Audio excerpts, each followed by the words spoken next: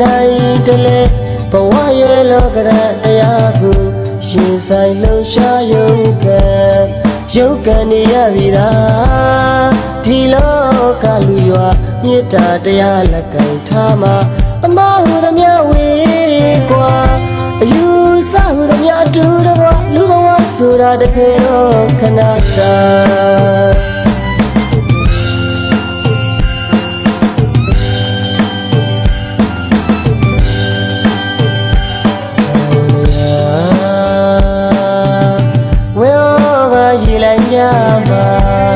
လူသားအ